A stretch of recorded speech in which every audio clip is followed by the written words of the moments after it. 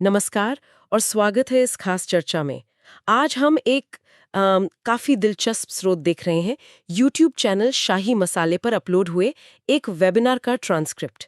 ये वेबिनार हमें सीधा एक मसाला कंपनी शाही मसाले के नज़रिए से सेल्स, मार्केटिंग और डिस्ट्रीब्यूशन की दुनिया में ले जाता है। और इसमें ख़ास तौर पर AIDAS नाम की एक मार्केटिंग थ्योरी पर काफ़ी जोर दिया गया है।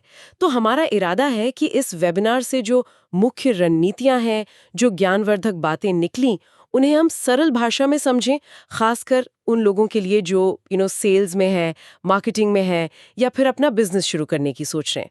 तो चलिए शुरू करते हैं। सबसे पहले शाही मसाले का एक छोटा सा परिचय।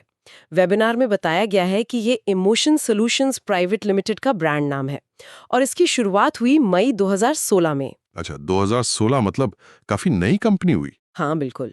और ये पिसे हुए और साबुत मसाले बनाते हैं। इनकी रेंज भी सिर्फ 5 रुपए से शुरू होती है। और वेबिनार के हिसाब से इनके जो 5, 10 और 50 ग्राम वाले पैकेट हैं वो सबसे ज्यादा बिकते हैं। ये जानना जरूरी है कि मई 2016 में शुरू होने का मतलब है कि एक ऐसे बाजार में है जहां पहले से ही बहुत बड़े स्थापित खिलाड़ी मौजूद हैं। जैसे वेबिनार में आगे जिक्र आता है एवरेस्ट का, MDH का, और खासकर यूपी की बात करें तो राजेश मसाला का।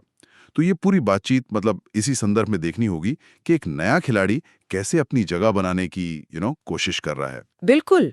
और इसी कोशिश का एक बड़ा जरिया है वेबिनार का जो मुख्य फोकस है, आइडास थ्योरी। ये सेल्स और मार्केटिंग में काफी क्लासिक मानी जाती है। हाँ, AIDAS। आइडास का मतलब है अटेंशन यानी ध्यान खींचना, हम्म। इंटरेस्ट रुचि जगाना, डिजायर इच्छा पैदा करना, एक्शन यानी खरीद करवाना, और आखिर में एस यानी सेटिस्फैक्शन संतुष्टि देना। बिल्कुल, ये एक पूरी प्रक्रिया है। हाँ, तो चलो इसे वेबिनार के उदाहरणों से ही समझते हैं। पहला कदम ए, अटेंशन। लोगों का ध्यान अपनी ओर कैसे खींचा जाए। और ध्यान खींचना, जैसा आपने कहा, ये पहला कदम है और शायद सबसे मुश्किल भी, खासकर जब आपके पास बड़े ब्रांड्स जितना वो विज्ञापन का बजट ना हो। सही। वेबिनार में इसके लिए कुछ बड़े दिलचस्प और कहना चाहिए कि जमीनी उदाहरण दिए गए हैं। हाँ, जैसे उन्होंने अपने 5 रुपए वाले सब्जी मसाला पैकेट की बात की। उसकी पैकेजिंग आकर्षक है तो वो ध्यान खींचती है। अच्छा। या फिर एक मेडिकल रिप्रेजेंटेटिव का उदाहरण दिया कि कैसे वो अच्छे कपड़े पहनकर तैयार होकर डॉक्टर के पास जाता है ताकि डॉक्टर उसे नोटिस करे, उसकी बात सुने। ये भी अटेंशन खींचना हुआ। और कुछ तो एकदम वो हटके तरीके भी बताएं, जैसे कोई अपने सिर पर लाल गुब्बारे बांध ले। सच में गुब्बारे? हाँ, या उनके एक डिस्ट्रीब्यूटर ने गांव में वो भोपू होता है ना, लाउड स्पीकर, उस पर प्रचार किया। मतलब कुछ भी करो पर पहले नजर में आओ। ये सारे उदाहरण दिखाते हैं कि अटेंशन पाने के लिए आपको क्रिएटिव होना पड़ता है, कम लागत वाले तरीके सोचने पड़ते हैं, खासकर छोटे बिजनेस को। बिल्कुल। तो एक बार आपने ध्यान खींच लिया, फिर आता है अगला कदम, आय, इंटरेस्ट। रुचि कैसे जगाई जाए? हाँ, ध्यान तो खींच लिया, पर अब उन्हें अपने प्रोडक्ट या सर्विस में दिलचस्पी कैसे दिलाएं? वही वेबिनार फिर उसी मेडिकल रिप्रेजेंटेटिव का उदाहरण देता है। ओके। डॉक्टर ने ध्यान दे दिया, हम्म। अब MR क्या करेगा? वो दवा के फायदे बताएगा कि ये दवा कितनी असरदार है, दूसरे डॉक्टर भी लिख रहे हैं, साइड इफेक्ट्स कम हैं, वगैरह वगैरह। मतलब वैल्यू प्रोपोजिशन बताना। हाँ, ये हुई रुचि जगाने की बात। या फिर वो भोपू वाले डिस्ट्रीब्यूटर ने क्या किया? उसने सिर्फ शोर नहीं मचाया, उसने साथ में ऑफर दिया, 5 पाउच खरीदो 1 मुफ्त पाओ। अच्छा, ऑफर। ये ऑफर जो है वो रुचि पैदा करता है। अरे वाह, कुछ फायदा मिल रहा है। सही बात है। और ये AIDA मॉडल जो है, ये सिर्फ मतलब मसाले बेचने या दवा बेचने तक ही सीमित नहीं है। वेबिनार में इस बात पर जोर दिया गया कि ये सिद्धांत कितना यूनिवर्सल है। हाँ, सही कहा। राजनीति में वोट मांगना हो, नौकरी के लिए इंटरव्यू देना हो, या कोई भी बिजनेस हो, आप जाने अनजाने इसी प्रक्रिया से गुजरते हैं। आप पहले ध्यान खींचते हैं, फिर रुचि जगाते हैं। रुचि जगाने के बाद आता है D, डिजायर, इच्छा जगाना। अब उस रुचि को खरीदने की पक्की इच्छा में कैसे बदलें? यहाँ प्रोडक्ट की कीमत, उसकी वैल्यू, ग्राहक की जरूरतें, ये सब चीजें मायने रखती हैं। मेडिकल रिप्रेजेंटेटिव वाले केस में जब डॉक्टर रुचि दिखाता है तो MR शायद कीमत बताएगा, कोई स्कीम समझाएगा और फिर सीधे पूछेगा, सर कितने पेटी भेज दूं? हाँ, क्लोज करने की कोशिश। हाँ, वो रुचि को ऑर्डर की इच्छा में बदलने की कोशिश कर रहा है। ये डिजायर वाला जो फेज है, ये बहुत नाजुक होता है। यहीं पर ग्राहक असल में मन बनाता है कि हाँ, मुझे ये चाहिए। और अगर इच्छा पक्की हो गई तो फिर आता है ए फॉर एक्शन, यानी असल खरीदारी। बिल्कुल। ग्राहक पैसे निकालता है, ऑर्डर देता है। डॉक्टर का प्रिस्क्रिप्शन लिखना या ऑर्डर देना, या ग्राहक का उन 6 पाउचों के लिए 25 रुपए देना, ये एक्शन है। यहीं पर वो सौदा पक्का होता है। लेकिन कहानी यहीं खत्म नहीं होती। AIDA के बाद एक बहुत जरूरी S भी है, सैटिस्फैक्शन, संतुष्टि। हाँ, ये एस बहुत महत्वपूर्ण है। वेबिनार इस पे खास जोर देता है। ग्राहक ने खरीद तो लिया, पर क्या वो खुश है? क्या प्रोडक्ट उसकी उम्मीदों पर खरा उतरा? जैसे अगर मरीज दवा से ठीक हुआ तो वो संतुष्ट है। अगर ग्राहक को शाही मसाले का स्वाद पसंद आया तो वो संतुष्ट है। और यही संतुष्टि मतलब सैटिस्फैक्शन ही ग्राहक को दोबारा लाएगी और वो दूसरों को भी बताएगा, वर्ड ऑफ माउथ। सही। और ये इस खास तौर पर शाही मसाले जैसे नए ब्रांड के लिए तो बहुत ही ज्यादा मायने रखता है, क्योंकि जो स्थापित ब्रांड्स हैं उनकी एक बनी बनाई साख होती है। लोगों ने जानते हैं, भरोसा करते हैं शायद। हाँ। लेकिन नए ब्रांड को हर ग्राहक को संतुष्ट करके ही अपनी जगह बनानी पड़ती है। उन्हें AIDA के हर कदम पर मेहनत करनी है, लेकिन एस पर तो खास ध्यान देना होगा ताकि ग्राहक वफादार बने। ये एक मतलब लगातार चलने वाली प्रक्रिया है। बिल्कुल सही कहा। अब ये प्रोडक्ट ग्राहक तक पहुंचेगा कैसे? यहाँ बात आती है डिस्ट्रीब्यूशन की। वेबिनार में वितरण के 2 मुख्य तरीकों की बात हुई। अच्छा। एक तो है ऑनलाइन या ई-कॉमर्स, जैसे Amazon, फ्लिपकार्ट, मीशो या कंपनी की अपनी वेबसाइट। यहाँ ग्राहक सीधे कंपनी से जुड़ता है या जुड़ सकता है। दूसरा और शायद ज्यादा महत्वपूर्ण है पारंपरिक रिटेल चैनल, यानी कि किराना स्टोर, जनरल स्टोर, सुपरमार्केट वगैरह। हाँ, जहाँ से हम आप रोजमर्रा का ज्यादातर सामान खरीदते हैं। और यहीं पर, जैसा हमने पहले भी बात की, शाही मसाले जैसी नई कंपनी के लिए असली चुनौती खड़ी होती है। वो जो बड़े ब्रांड्स हैं, एवरेस्ट, MDH, राजेश मसाला, इनका बाजार में दबदबा है। हाँ। वेबिनार के मुताबिक उनके जो डिस्ट्रीब्यूटर हैं वो ज्यादातर स्टॉकिस्ट की तरह काम करते हैं। मतलब वे मुख्य रूप से माल रखते हैं और ऑर्डर आने पर सप्लाई करते हैं, क्योंकि दुकानों से मांग अपने आप आती रहती है। उन्हें खुद दुकान जाकर माल बेचने की जरूरत उतनी नहीं पड़ती। अच्छा, तो मतलब डिमांड पहले से है? हाँ, डिमांड पहले से है। ऐसे में सवाल उठता है कि शाही मसाले जैसा नया ब्रांड इस सिस्टम में कैसे घुसेगा, कैसे अपनी जगह बनाएगा।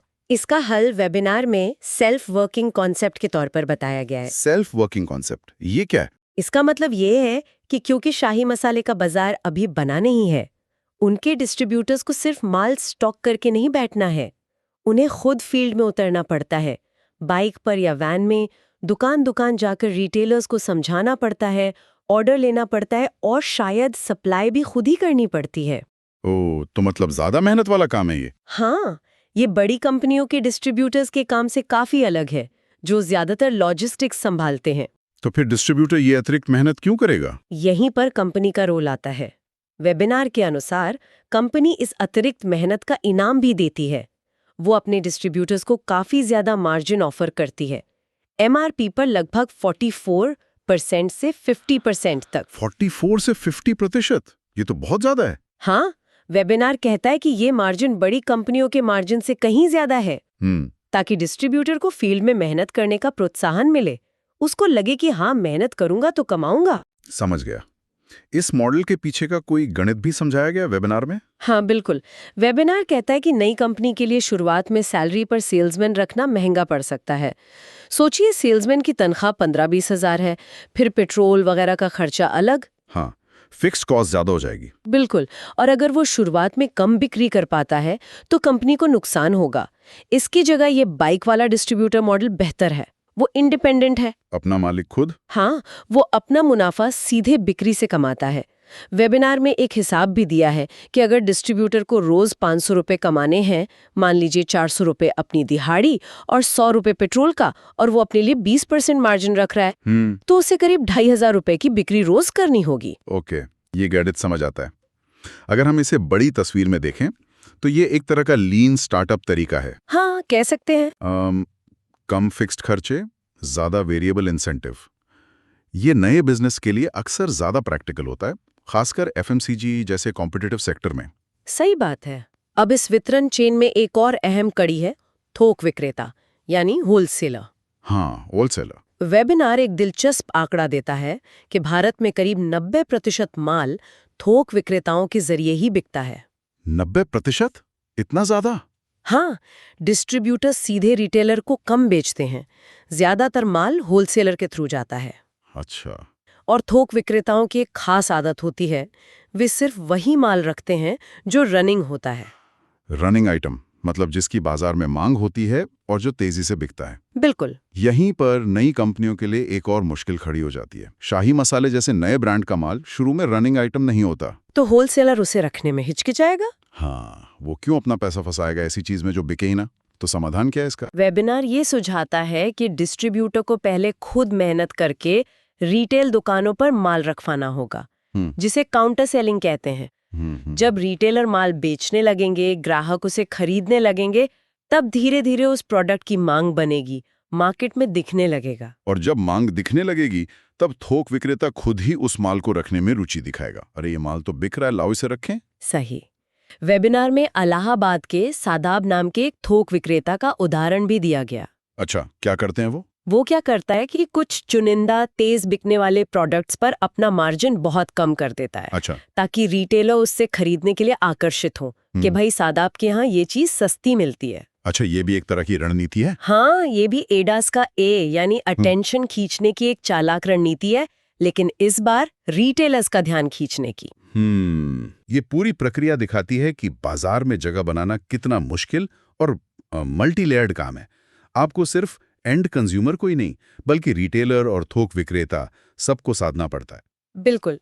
अब आते हैं कि शाही मसाले बेच क्या रहे हैं और उनकी प्रोडक्ट रणनीति क्या है, ये भी जानना जरूरी है। हाँ, प्रोडक्ट क्या है? वेबिनार से कुछ खास बातें पता चलती हैं कि कौन से प्रोडक्ट्स तेजी से बिकते हैं। एक तो 5 और 10 रुपए वाले साबुत मसाले।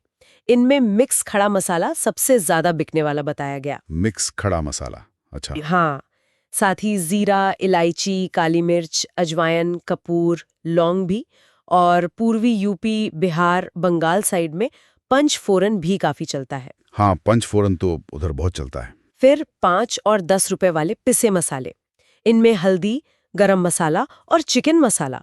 दिलचस्प बात यह है कि चिकन मसाला मीट मसाले से ज्यादा बिकता है, ऐसा वेबिनार में कहा गया। चिकन मसाला ज्यादा, ओके। और पैकेट साइज पर भी कुछ बारीकियां बताई गई। बड़े पैकेट भी हैं, 50 ग्राम, 100 ग्राम, 200 ग्राम, 500 ग्राम। हल्दी, धनिया, मिर्च में 200 ग्राम वाला ठीक बिकता है। शहरी इलाकों में 50 ग्राम, 100 ग्राम ज्यादा चलते हैं, जबकि गांव देहात कर रहे वो छोटे 5-10 रुपए वाले पाउच बेहतर काम करते हैं। ये प्रोडक्ट मिक्स दिखाता है कि कंपनी ने बाजार को समझने की कोशिश की है। कीमत के प्रति संवेदनशील ग्राहकों के लिए छोटे पैकेट और तेजी से इस्तेमाल होने वाले रोजमर्रा के मसाले। हाँ, और उत्पाद की बात करें तो पैकेजिंग को लेकर एक बहुत ही व्यवहारिक मतलब प्रैक्टिकल सीख वेबिनार से मिली। वो क्या? बताया गया कि साबुत मसालों के लिए दिखने में भले ही कम आकर्षक लगे, पर पारदर्शी ट्रांसपेरेंट पैकेट ज्यादा बिकते हैं। ट्रांसपेरेंट पैकेट क्यों? क्योंकि जो दिखता है वही बिकता है। ग्राहक अंदर मसाला देखकर तसल्ली कर लेता है कि माल कैसा है, साफ है या नहीं, टूटा तो नहीं है। अच्छा, मतलब ग्राहक देखकर संतुष्ट होना चाहता है। मार्केटिंग थ्योरी और डिजाइन के विचारों पर भारी पड़ती है। सही कहा। इससे AIDS से जोड़ें तो ये पारदर्शिता ग्राहक का इंटरेस्ट और विश्वास जीतती है, जो फिर डिजायर और एक्शन तक ले जा सकता है। ये छोटी छोटी बातें ही ब्रांड बनाने में मदद करती हैं, खासकर शुरू में। बिल्कुल। एक और चुनौती का जिक्र वेबिनार में हुआ, वो था 1 रुपए का मसाला पैक बनाने की कोशिश। 1 रुपए वाला पाउच, वो तो बहुत चलता है बाजार में। हाँ, चलता है, पर वेबिनार बताता है कि शाही मसाले के लिए उसे बनाना और बेचना मुश्किल था लागत के हिसाब से। उन्होंने कोशिश की, पर 4 ग्राम मसाला देने पर लागत ही करीब 73 पैसे आ रही थी। 73 पैसे कॉस्ट? हाँ, जिसमें 52 पैसे मटेरियल कॉस्ट, 18 पैसे पाउच की कॉस्ट और 3 पैसे GST। जबकि राजेश मसाला जैसा बड़ा खिलाड़ी शायद उसे 70 पैसे या उससे भी कम में बेच रहा है। क्यों? क्योंकि वो बहुत बड़े पैमाने पर उत्पादन करते हैं, उनकी लागत कम आती है। बिल्कुल। तो शाही मसाले के लिए ये फायदे का सौदा नहीं बन पा रहा था। ये 1 रुपया पैक वाली कहानी दिखाती है कि कीमत का मुकाबला कितना कड़ा है, खासकर मास मार्केट प्रोडक्ट्स में। बड़े खिलाड़ी अपनी स्केल इकोनॉमी का फायदा उठाते हैं, जिससे नए खिलाड़ियों के लिए मुकाबला करना बहुत मुश्किल हो जाता है। हर पैसे का हिसाब रखना पड़ता है। सही बात है। आखिर में वेबिनार ने ये भी बताया कि कोई शाही मसाले का डिस्ट्रीब्यूटर कैसे बन सकता है। अच्छा, प्रोसेस क्या है? प्रक्रिया सीधी बताई गई। आधार कार्ड, पैन कार्ड चाहिए और एक फॉर्म भरना होता है। निवेश के कई विकल्प हैं।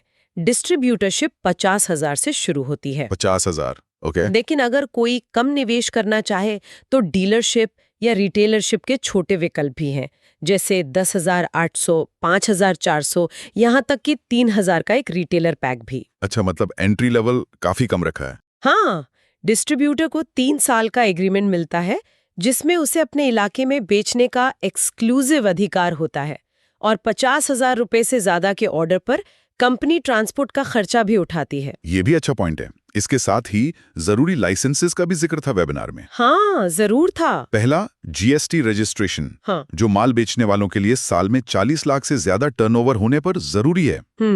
दूसरा, और शायद ज्यादा जरूरी, FSSA लाइसेंस। हाँ, फूड सेफ्टी वाला। ये खाने पीने की चीजें बेचने वाले हर व्यक्ति के लिए अनिवार्य है, चाहे वो छोटा रिटेलर हो, डिस्ट्रीब्यूटर हो या निर्माता। इसके भी अलग अलग लेवल होते हैं। Registration, state licence, central licence, जो आपके टर्नओवर पे निर्भर करते हैं। अच्छा। अच्छी बात यह है कि वेबिनार में बताया गया कि कंपनी FSSI लाइसेंस बनवाने में मदद करती है। हाँ, ये तो बहुत बड़ी हेल्प है नए लोगों के लिए। बिल्कुल, ये नए डिस्ट्रीब्यूटर्स के लिए एक बड़ी चिंता कम कर सकता है। तो इस पूरी चर्चा को अगर हम समेटे तो क्या समझ आता है? हमने देखा कि आइडा जैसी जो मार्केटिंग थ्योरी है वो जमीन पर कैसे उतरती है, ध्यान खींचने की जुगाड़ से लेकर ग्राहक की संतुष्टि तक।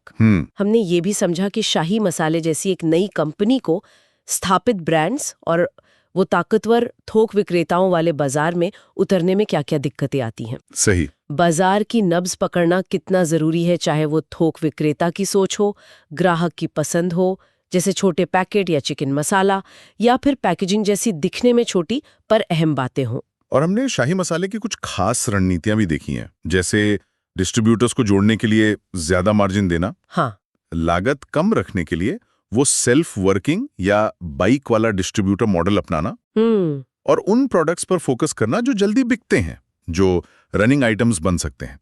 ये सब मिलकर एक नए बिजनेस को खड़ा करने का एक व्यवहारिक जमीनी खाका खींचता है। ये वाकई एक गहरी समझ देता है कि कैसे एक नया ब्रांड अपनी जगह बनाने की कोशिश कर रहा है।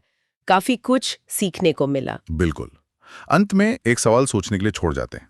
हाँ। ये वेबिनार ज्यादातर पुश रणनीति पर केंद्रित था, यानी डिस्ट्रीब्यूटर को माल आगे धकेलने के लिए, बेचने के लिए प्रेरित करना। आज का दौर डिजिटल है, तो क्या शाही मसाले जैसा नया ब्रांड सिर्फ इस पुश पर निर्भर रह सकता है? अच्छा सवाल है। या उसे पुल रणनीतियों पर भी उतना ही ध्यान देना होगा? पुल यानी सीधे उपभोक्ता के मन में अपने ब्रांड के लिए आकर्षण पैदा करना। हाँ। ताकि ग्राहक खुद दुकान पर जाकर शाही मसाला मांगे। हाँ, डिमांड क्रिएट करना। बिल्कुल। सिर्फ ई-कॉमर्स पर लिस्ट हो जाना शायद काफी ना हो। वे और कौन से नए रचनात्मक तरीके अपना सकते हैं जिनसे सीधे ग्राहक का अटेंशन और इंटरेस्ट जीता जा सके, जो शायद अप्रत्यक्ष रूप से रिटेलर्स और थोक विक्रेताओं को भी उन्हें स्टॉक करने के लिए प्रेरित करे। सही।